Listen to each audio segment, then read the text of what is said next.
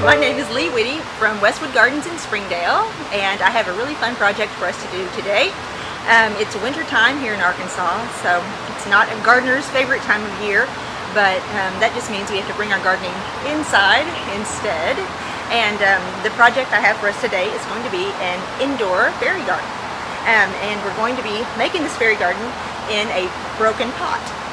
Some of you may have seen our broken pot project that we made in the past. It was a really popular video that Sarah did, and so we thought it would be fun to kind of combine projects. You may have seen my fairy garden video, so this is going to be a two-in-one.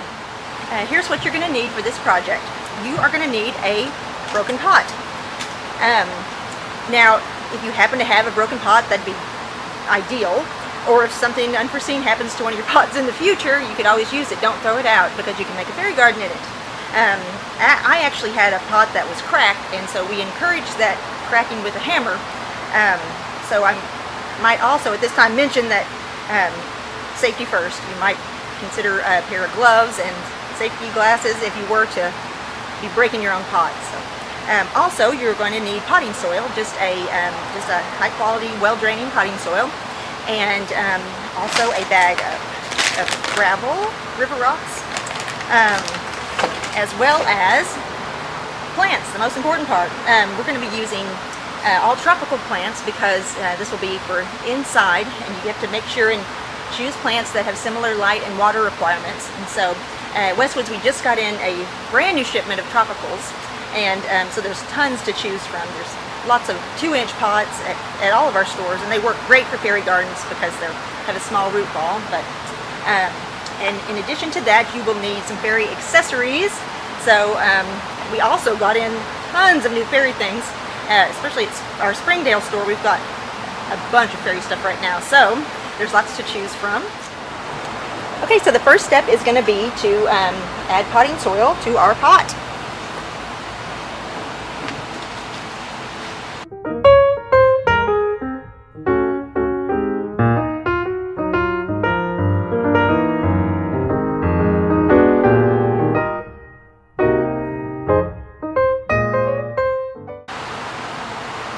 Then we'll start positioning bigger pieces.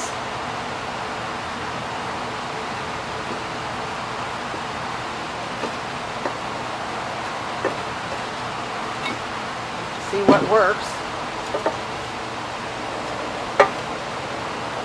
And you use the potting soil to kind of stabilize your pieces, and then add more as you go.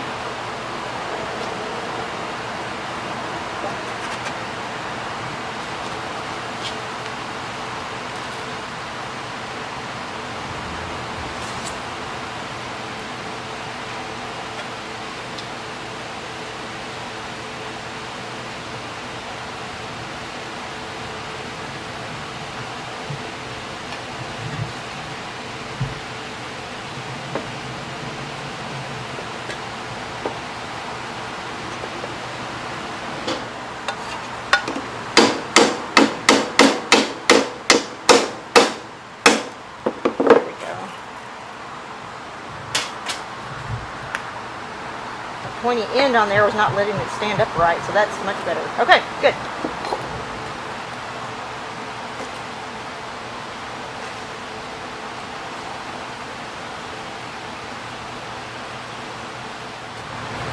I'm going to add a little bit of water to my potting soil just so it's not quite so fluffy, and it will hold this terracotta better. And then when we get plants in, it will be a whole different ball game.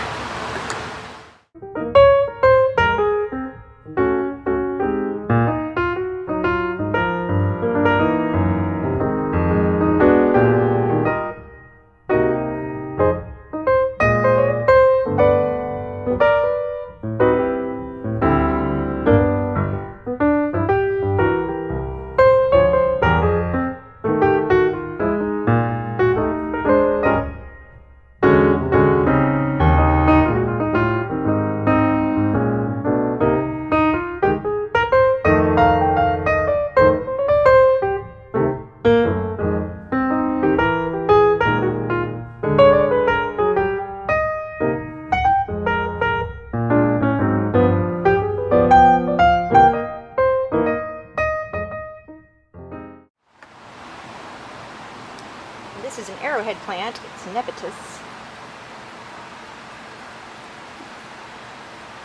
And right there. But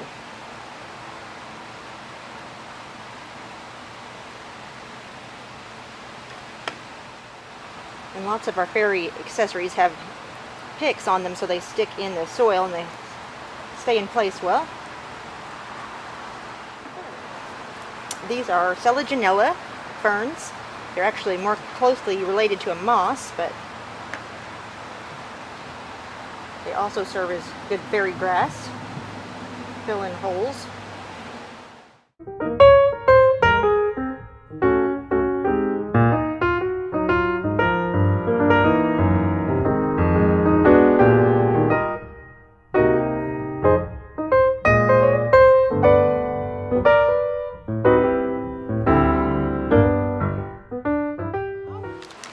The only thing left to do is add some little fairy accessories just to really add those finishing touches.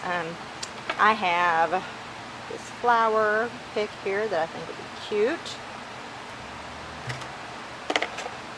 and tiny watering can.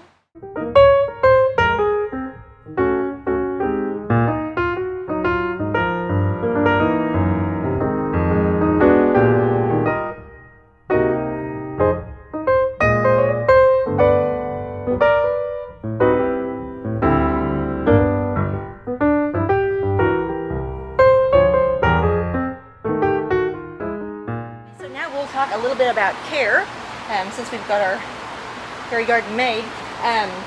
The only care involved really will be watering it. Since it's winter time, we do run the heaters inside our houses and it's pretty hot and dry, so we'll have to water a little bit more often.